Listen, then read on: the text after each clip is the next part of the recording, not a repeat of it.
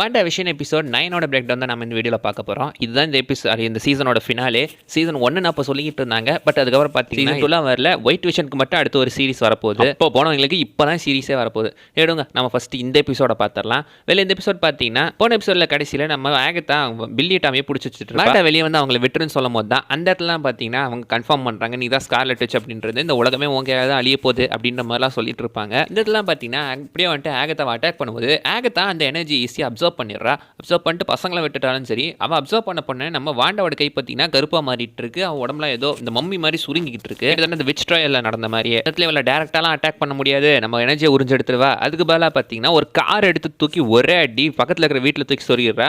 போய் பார்த்தா 2 ஷூ தான் இருக்குது, ஆளை காணோம். வெளியே இதே மாதிரி தான் சிவில் வார்லையுமே அயன்மேனை காரை வச்சு அட்டாக் பண்ணியிருப்பாங்க. எக்ஸாக்ட்லி அதே மாதிரியான ஒரு சீனை தான் இங்கேயுமே காட்டியிருக்காங்க. சைடில் பார்த்தீங்கன்னா திடீர்னு பார்த்தா ஒயிட் விஷன் வந்துட்டு இருக்காப்ல. நீ எப்படா உள்ள வந்த அப்படின்ற மாதிரி டவுட் இருக்குது. ஏன்னா இந்த ஹெக்ஸை தாண்டி பார்த்தீங்கன்னா அவ்வளோ சீக்கிரம் உள்ள வர முடியாது. பாசிபிளி இந்த ஒயிட் விஷனை பார்த்தீங்கன்னா நம்ம வாண்டாவோட அந்த ஒரு பவர் வச்சு தானே கிரியேட் பண்ணியிருப்பாங்க. ஒருவேளை அந்த எனர்ஜி இருந்ததுனால இவன் ஈஸியாக உள்ள வந்துட்டான் போட்டிருக்கு. பட் இந்த ஒயிட் விஷன் கொடுக்கப்பட்ட ஆர்டர் நம்ம வாண்டாவை கொல்லணும், அதே மாதிரி விஷனையுமே கொல்லணும், இந்த ரியாலிட்டியை எடுக்கணும் அப்படின்றது. அதுக்காக வாண்டாவை கொல்ற கொலை முயற்சியில் ஈடுபட்டு இருக்காப்ல ஒயிட் விஷன். அப்படி தலைநசுக்கு நேரத்தில் டக்குன்னு பார்த்தீங்கன்னா விஷன் வந்து காப்பாத்திராப்ல. ஐ மீன் இந்த ரியாலிட்டியோட விஷன். அந்த இடத்துல தான் வாண்டா வர்சஸ் டார்க்னஸ். அப்புறம் இந்த பக்கம் பார்த்தீங்கன்னா ஒயிட் விஷன் வர்சஸ் நம்ம நார்மல் விஷன் சண்டை நடந்துகிட்டு இருக்கு. அந்த பக்கம் ஒயிட் விஷன் பாருங்களேன், நடந்து வரும்போது பேக்ரவுண்டில் நெருப்பு எரிச்சுக்கிட்டு இருக்குல்ல. ஏகப்பட்ட படத்தில் கிட்டத்தட்ட ஒரு படத்தோட சீனை பிளேட் பண்ணியிருக்காங்க. லைக் அனிமேட்டட் சீரிஸில் நம்ம பேட்மேன் இதே மாதிரி தான் நெருப்புக்கு நடுவில் நடந்து வருவார். இந்த டெர்மினேட்டர் படத்தில் டெர்மினேட்டர் ரோபோட் இப்படி தான் நெருப்புக்கு நடுவில் நடந்து வரும். அந்த ஒரு சீனை காட்டுறாங்க போட்டிருக்கு. அந்த ஒரு சீனை லைட்டாக ரெப்ளிகேட் பண்ணுறாங்க. அண்ட் இந்த இடத்துல நார்மல் விஷனுக்கும் ஒயிட் விஷனுக்கும் சரியான சண்டை நடக்கும். ஆரம்பத்தில் விஷன் பார்த்தீங்கன்னா ஃபேஸிங்லாம் பண்ண மாட்டார். லைக் ஒயிட் விஷன் ஃபேஸ்லாம் பண்ண மாட்டார். அதுக்கப்புறம் தான் கொஞ்சம் கொஞ்சமாக அவர் இந்த ஃபேஸிங்கே கற்றுக்குவார். லைப்ரரியில் கூட பார்த்தீங்கன்னா ஃபேஸிங் பண்ணி தான் அந்த விஷன் கிட்டேருந்து எஸ்கேப் ஆவார். இந்த பக்கம் பார்த்தீங்கன்னா நம்ம ஊவை காட்டுறாங்க. ஊவை அரெஸ்ட் பண்ணி வச்சுட்டு இருக்கும்போது அவர் அந்த இடத்துல பார்த்தீங்கன்னா ஃபோனை ஆட்டையை போட்டுறாரு. பக்கத்தில் இருக்கிற அந்த ஆட்டையை போட்டு அப்படியே இதுலேருந்து பார்த்தீங்கன்னா ஹேண்ட் கஃப் வந்துமே எஸ்கேப் ஆயிடுறாப்ல. மேஜிக் கற்றுக்கிட்டு இருக்காருல்ல, ஸோ மேஜிக் கற்றுக்கிட்டு பார்த்தீங்கன்னா ஈஸியாக இருந்து எஸ்கேப் ஆயிடுறாரு. இந்த பக்கம் ஆகத்தாவை தேடி வாண்டா பார்த்தீங்கன்னா ஊருக்கு நடுவிலே வந்துடுறா. அந்த இடத்துல ஆகத்தா வாண்டாவை கரெக்டாக ட்ரிக்ஸ் பண்ணி சுற்றி இருக்கிற எல்லாத்தையுமே அவருக்கு நேராக திருப்பி விட பார்க்குறாங்க. ஏன்னா வாண்டா பார்த்தீங்கன்னா இத்தனை நாளாக அவங்களெல்லாம் நம்ம சேஃபாக வச்சுக்கிட்டு இருக்கோம், இவங்களெல்லாம் நம்ம ஃப்ரெண்ட்ஸாக வச்சுக்கிட்டு இருக்கோம் அப்படின்ற மாதிரி அவன் நினச்சிட்டு இருக்கும்போது, பட் சுற்றி இருக்கிற எல்லாருமே பார்த்தீங்கன்னா எங்களை ரிலீஸ் பண்ணு, கெட்ட கனவெல்லாம் எங்கள் மண்டையில் ஏறிக்கிட்டு இருக்கு, நீ எங்களை டார்ச்சர் பண்ணுற அப்படின்ற மாதிரி பார்த்தீங்கன்னா சொல்லிட்டு இருப்பாங்க. உண்மையாகவே வாண்டா பார்த்தீங்கன்னா அவங்கள கட்டாயப்படுத்தி அவங்க விருப்பம் இல்லாமல் தான் அவங்கள இந்த ரியாலிட்டியில் வாழ வச்சுக்கிட்டு இருக்கா. வாண்டா பார்த்தீங்கன்னா நான் உங்களை நல்லா தான் பார்த்துக்கிறேன் அப்படின்ற மாதிரி சொல்லுவா. எக்ஸாக்ட்லி பார்த்தீங்கன்னா பல வில்லன்ஸோட ஃப்ரெஷ் தான் இது. வாண்டா கொஞ்சம் கொஞ்சமாக வில்லியாக மாறிக்கிட்டு இருக்கா அப்படின்ற மாதிரி காட்டுறாங்க. ஏன்னா வில்லன்ஸோட ஃபிலாசபி தான் இந்த மாதிரி இருக்கும். வாண்டா என்ன தான் இவங்களெல்லாம் நம்ம ஃப்ரெண்டாக பார்த்தாலும் உண்மையாகவே பார்த்தீங்கன்னா இவங்களெல்லாம் வாண்டா ரொம்ப கண்ட்ரோல் பண்ணி வச்சுக்கிட்டு இருக்கா. வாண்டா கிட்டத்தட்ட இவங்க எல்லாருமே டார்ச்சர் தான் பண்ணிகிட்டு இருக்கா. அந்த பக்கம் ஆகத்தாவுமே டார்க் ஹோல்டு எடுத்து டார்க் ஹோல்ட் பேஜ் ஓப்பன் பண்ணுறாங்க. அதில் பார்த்தீங்கன்னா நம்ம ஸ்கார்லெட் விட்சோட அந்த ஒரு ஃபோட்டோ இருக்குது. எக்ஸாக்ட்லி மவுண்ட் வண்டகோரில் நம்ம மல்டிவர்ஸ் ஆஃப் மேட்னஸில் பார்த்துட்டு போல் அதே சில் அவுட்டு.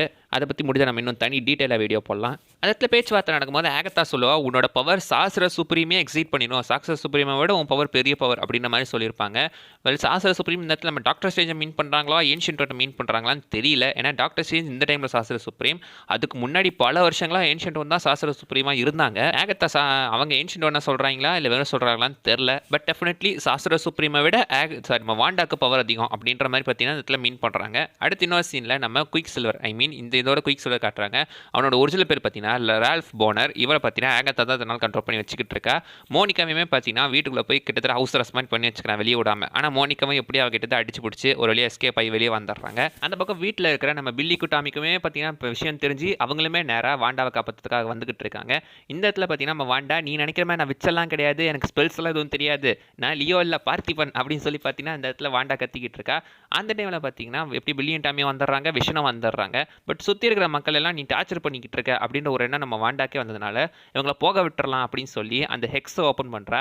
ஓப்பன் பண்ண கேப்பில் இவங்களை வெளியே போக சொல்லிட்டு அங்கே இருக்கிற வெளியே ஸ்வாட் ஏஜென்ட்ஸ்லாம் உள்ளே வந்துகிட்டு இருக்காங்க. அதே டைமில் இந்த ஹெக்ஸ் பார்த்தீங்கன்னா கொஞ்சம் கொஞ்சமாக கிரம்பிள் ஆகிட்டு இருக்கும்போது சைடில் நம்ம விஷனும் சரி பில்லி டாமியும் சரி அவங்களுமே பார்த்தீங்கன்னா காற்றுல கரைச்சிக்கிட்டு இருப்பாங்க ஸ்னாப் போட்ட மாதிரி. இது எக்ஸாக்ட்லி பார்த்தீங்கன்னா அவங்க கிளம்புற வந்து பாருங்களேன், அவங்க காற்றுல கரையிறது பாருங்களேன். எக்ஸாக்ட்லி பார்த்தீங்கன்னா ஹவுஸ் ஆஃப் எம் காமிக்கில் இதே மாதிரி தான் நம்ம வாண்டா நோ மோர் மியூட்டன்ஸ்னு சொல்லி எல்லா மியூட்டன்ஸையும் காற்றோட காற்றா கரைச்சிருப்பா. அவங்க கிரம்பிள் ஆகிறது கிட்டத்தட்ட கியூப் ஷேப்பில் தான் இருக்கும். இங்கேயுமே அதே மாதிரி கியூப் ஷேப்பில் தான் எல்லாருமே கிரம்பிள் ஆகுறாங்க. பட் எகைன் பார்த்தீங்கன்னா அந்த ரியாலிட்டியை க்ளோஸ் பண்ணி இவங்களை திரும்ப உள்ளே வைக்கிறா. அங்கே எகைன் பார்த்தீங்கன்னா இப்போ இந்த பக்கம் ஆகத்தா, அந்த பக்கம் பார்த்தீங்கன்னா இந்த மிலிட்ரிக்காரங்க, இந்த பக்கம் பார்த்தீங்கன்னா ஒயிட் விஷன், இத்தனை பேர் கூட சண்டை போடுறது. ஸோ அவங்க சண்டை போடுறதுக்காக ஃபஸ்ட்டு போஸ்ட் கொடுக்குறாங்களே, எக்ஸாக்ட்லி இன்க்ரெடிபிள்ஸ் படத்தில் நம்ம இன்க்ரெடிபிள் ஃபேமிலி எப்படி போஸ்ட் கொடுப்பாங்க அதே போஸ்ட்டை கொடுத்துருக்காங்க. கிட்டத்தட்ட இது எனக்கு இன்க்ரெடிபிள்ஸ் படத்தை பல இடத்துல ஞாபகப்படுத்துது. வெல் இருக்கட்டும்னுங்க. இந்த இடத்துல அவங்க எல்லாம் விஷன் ஒயிட் விஷன் கூடயும் இந்த மிலிட்ரியை பார்த்தீங்கன்னா நம்ம பில்லி டாமி டீல் பண்ணிக்கிறாங்க.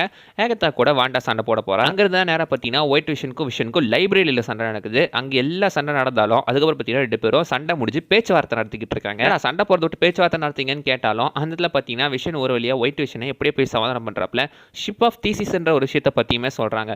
ஷிப் ஆஃப் தீசிஸ்ன்றது அது தீசிஸ் பாரடாக்ஸ் அப்படின்னுமே சொல்லாங்க. வேற ஒன்றும் கிடையாதுங்க.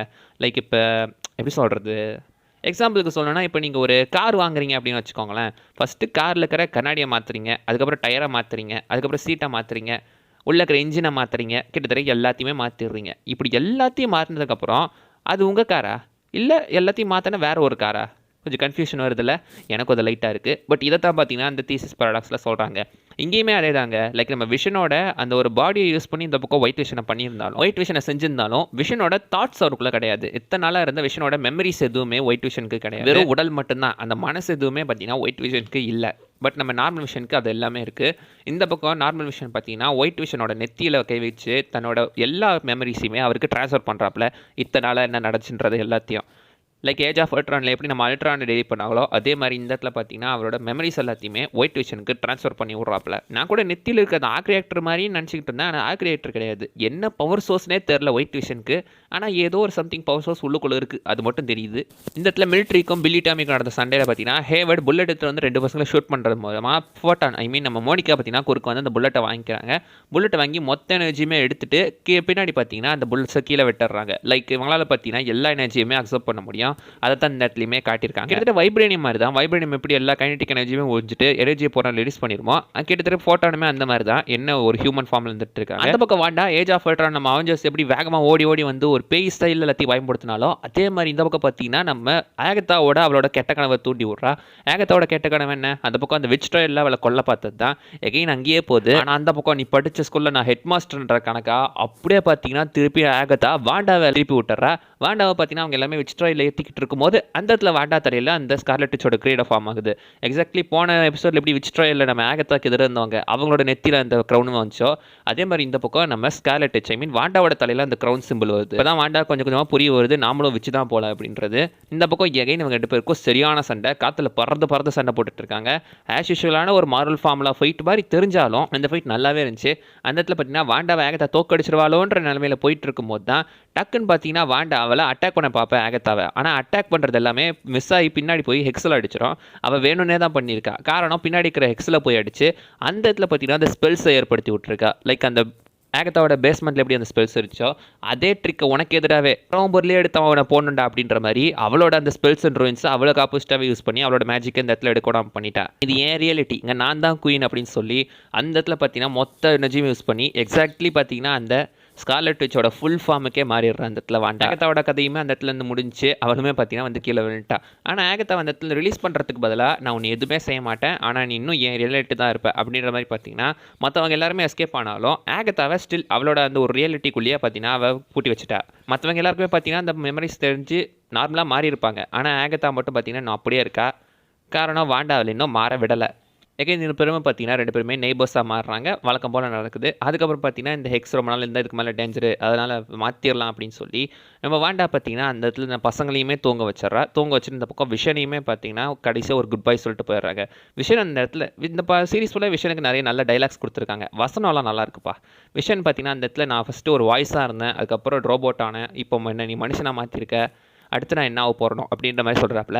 அடுத்து நீ ஒயிட் விஷன் ஃபார்ம் தான். ஆனால் டைலாக்லாம் நல்லா இருக்கு. என்னதான் விஷன் ரோபோட்டாக இருந்தாலும் அவர் கண்ணிலையுமே கண்ணீர் வருது பார்த்தீங்களா. விஷனோட கண்ணிலேருந்து ஒரு சொட்டு கண்ணீர் வர மாதிரி காட்டியிருப்பாங்களே. எக்ஸாக்ட்லி பார்த்தீங்கன்னா காமிக்லையுமே கிட்டத்தட்ட இதே மாதிரி தான். விஷன் ஒரு ஆண்ட்ராய்டுமே அழத்தான் செய்யும் அப்படின்ற மாதிரி பார்த்தீங்கன்னா காமிக்கில் ஒரு சுச்சுவேஷன் இருக்குது. அதையும் இங்கே திரும்ப ரீக்ரியேட் பண்ணியிருக்காங்க. எல்லா ஹெக்ஸும் திரும்ப மாறி பழைய மாதிரி வந்ததுக்கப்புறம் வாண்டா அந்த இடத்த விட்டு பார்த்தீங்கன்னா காலி பண்ணிட்டுமே போயிடுறா. மற்ற ஸ்வாட் ஏஜென்ட்ஸுமே வந்துடுறாங்க. ஹேவர்டையுமே அரெஸ்ட் பண்ணிட்டு போயிடுறாங்க. ஆனால் ஆமாம் டார்சியை விட்ட பாருங்களேன். லாஸ்ட்டில் இவங்க பொழைச்சதுக்கு டார்சியுமே ஒரு காரணம். என்னதான் சின்ன ரோல் கொடுத்தாலும் அதையுமே பக்காவாக பண்ணியிருக்கா. அண்ட் ஃபோன் பண்ணி சொன்னதுனால தான் எங்கள் மற்ற ஏஜென்ட்ஸ்லாம் இங்கே வந்து ஹேவர்டையுமே அரெஸ்ட் பண்ணிட்டு போயிட்டாங்க. வாண்டாவுமே பார்த்தீங்கன்னா மொத்தத்தையும் இதை நாங்கள் விட்டுறலாம் அப்படின்னு சொல்லி அந்த இடத்த விட்டுமே அந்த இங்கேருந்து பறந்து போயிடுறா. இதோட இந்த சீரிஸே முடிஞ்சு.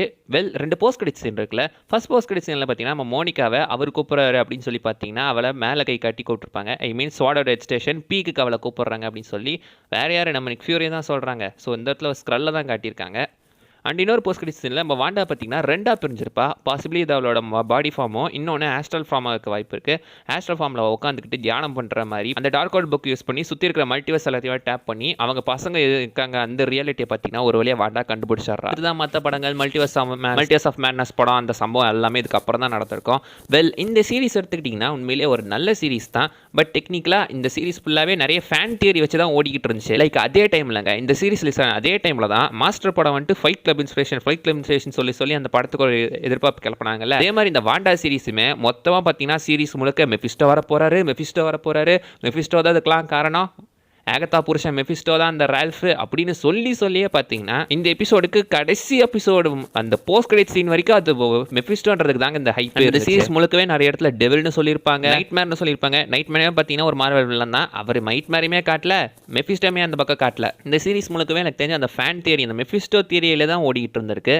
ஆனால் கடைசி வரைக்கும் மெஃபிஸ்டோவே காட்டல. ஆக்சுவலி இந்த சீரிஸ் ரிலீஸ் ஆன டைமில் பார்த்தீங்கன்னா நம்ம பால் பெட்டானியுமே ஒரு இன்டர்வியூலாம் சொல்லிட்டு இருந்தார். இதில் வந்துட்டு ஒரு ஸ்பெஷல் அப்பியரன்ஸ் இருக்குது, ஒரு புது கேமியோ ஒன்று இருக்குது அப்படின்னு சொல்லி அவர் ஒரு பக்கம் பார்த்தீங்கன்னா தீயை கிளப்பிக்கிட்டு இருந்தார். நிறைய பேர் அது மெஃபிஸ்டோனே கன்ஃபார்ம் பண்ணிட்டாங்க. பட் அப்படிலாம் கன்ஃபார்ம் பண்ணாலும் லாஸ்ட்டில் வந்து நம்ம ஒயிட் விஷன் தான். So white vision I think அவரே சொல்லிக்கிட்டாரு போல ஸ்பெஷல் கெஸ்ட் யாரோ கொடுக்க போகிறாங்க அப்படின்னு. டெக்னிக்கலாக இது ஃபேஸ் 4ஓட ஸ்டார்டிங் அப்படின்றதுனால இது யாரும் பெருசாக கண்டுக்கலங்க. ஏன்னா மொதல் ப்ராஜெக்ட் தானே, மொதல் ப்ராஜெக்ட்லேயே நம்ம பெருசாக எதிர்பார்க்கக்கூடாதுல அப்படின்னு சொல்லி பார்த்தீங்கன்னா ஃபேன்ஸ் கடந்து போய் அடுத்தடுத்த சீரிஸ் எபிசோட்ஸுமே பார்க்க ஆரம்பிச்சிட்டாங்க. இதுக்கு அடுத்து பார்த்தீங்கன்னா நம்ம no way home, multiverse of madness. Actually இந்த Wanda Vision, no way home, multiverse of madness இந்த மூணுமே எடுத்துக்கிட்டிங்கன்னா இந்த மூணு ப்ராஜெக்ட்டும் சேர்ந்து ஒரு ட்ரையாலஜி மாதிரி, இது மூணு ஒன்று சேர்ந்தது தான் ஒரு ட்ரையாலஜி அப்படின்ற மாதிரிலாம் பார்த்தீங்கன்னா சொல்லிட்டு இருந்தாங்க. நோவே ஹோம்க்கு இதுக்கும் ஆக்சுவலி சம்மந்தம் இருக்கான்னு எனக்கு தெரியல. ஆனால் இதுக்கும் மல்டிவர்ஸ் ஆஃப் மேட்னஸ்க்கும் தான் சம்மந்தம் இருக்குது. மெயின் கனெக்ஷனே அங்கே தான். இதுக்கப்புறம் நடந்த சம்பவங்கள் எல்லாத்தையும் தான் நம்ம மல்டிவர்ஸ் ஆஃப் மேட்னஸில் பார்த்துட்டு வந்திருப்போம். மெஃபிஸ்டோ தியரி இதோட முடிஞ்சிச்சா அப்படின்னு கேட்டிங்கன்னா கிடையாது. இப்போ வரைக்கும் ஸ்டில் மெஃபிஸ்டோ தியரி மார்வல் ஓடிட்டு தாங்க இருக்குது. லைக் இன்னும் அயன் ஹார்ட்டுக்கு சீரிஸ் இருக்குல்ல, அயன் ஹார்ட் சீரிஸில் பார்த்தீங்கன்னா ஆக்சுவலி ஹூடுன்ற ஒரு வெளில வராப்பில் அந்த சீரிஸே மேஜிக் வர்சஸ் சயின்ஸ்ன்ற மாதிரி தான் போகுது. இல்லை பாசிபிளி மெஃபிஸ்டோ வரலான்னு சொல்லிட்டு ஸ்டில் இன்னமும் சொல்லிக்கிட்டு தான் இருக்காங்க. பட் மெஃபிஸ்டோன்ற வார்த்தையை இது வரைக்கும் மார்வலில் எங்கேயுமே டீஸ் பண்ணதே கிடையாது, வாயில் கூட சொன்னது இல்லைங்க. ஆனால் ரீசெண்டாக இப்போ வந்து ஆகத்தா ஆலலாங் சீரிஸில் மெஃபிஸ்டோவை பார்த்தீங்கன்னா ஜஸ்ட் வாய் வார்த்தையாக ஒரு வேர்டாக மட்டும் மென்ஷன் பண்ணியிருப்பாங்க. மெஃபிஸ்டோ இது வரைக்கும் பார்த்தீங்கன்னா இங்கே கண்ணில் காட்டப்படல. ஒருத்தர் கேஸ்ட்டுமே பண்ணிட்டதா சொல்லிட்டு இருக்காங்க. பட் ஸ்டில் மெஃபிஸ்டோ தியரி வரல. ஸோ ஃபேன் தியரி எல்லாத்துக்குமே பார்த்தீங்கன்னா ஒரு மூட்டையை கட்டி தூக்கி போய் ஃபேன்ஸோட எதிர்பார்ப்பு எல்லாத்தையுமே அடிச்சு நொறுக்கிடுச்சு அப்படின்னு தான் சொன்னது. இப்போ வரதுக்கு பெருசாக வாய்ப்பு இல்லைங்க. ஏன்னா இப்போ போயிட்டு இருக்கிறது ஃபுல்லாகவே மல்டிவர்ஸ் சாகா முடிஞ்ச அடுத்து பார்த்தீங்கன்னா வரது சூப்பர் நேச்சுரல் சாகா ஆர் மியூட்டன் சாகா அப்படின்ற மாதிரி சொல்கிறாங்க. சூப்பர் நேச்சுரல் சாகாவாக இருந்தால் பாசிபிளி அதில் தேனோஸ் மாதிரி நம்ம மெஃபிஸ்டோவை தான் லீடாக கொண்டு போவாங்க. அதில் கண்டிப்பாக வரது வேணால் பாசிபிளி பார்த்தீங்கன்னா மெஃபிஸ்டோவாக இருக்கலாம். வேலை அவள் தாங்க இந்த வீடியோலாம் சொல்ல வந்தது. அந்த விஷயம் மிஸ் பண்ணால் நீங்கள் கமெண்ட் பண்ணுங்கள். இந்த சீரிஸ் உங்களுக்கு பார்க்கும்போது அப்போ எப்படி இருந்துச்சுன்னு சொல்லுங்கள். கிட்டத்தட்ட 4 வருஷம் ஆக போகுது இந்த சீரிஸ் ரிலீஸ் ஆகி. உங்களுக்கு என்ன மாதிரியான ஒரு ஃபீல் இன்னும் ஸ்டில் இருக்குது அப்படின்றத சொல்லுங்கள் பார்க்கலாம். எனக்கு ஒன்று ஸ்டில் நல்லா தான் இருக்குது. இது ஒரு ஒர்த்தான சீரிஸ் தாங்க. ஏன்னா இப்போ இருக்கிற கண்டினியூட்டியோட சரி அப்போ வந்ததோடையும் சரி பக்காவாக மேட்ச் ஆகுது. அதனால் இது ஒரு ஒர்த்தான சீரிஸ் தான். வெல் அடுத்த வீடியோவில் பார்க்குற வரைக்கும் பை பாய்.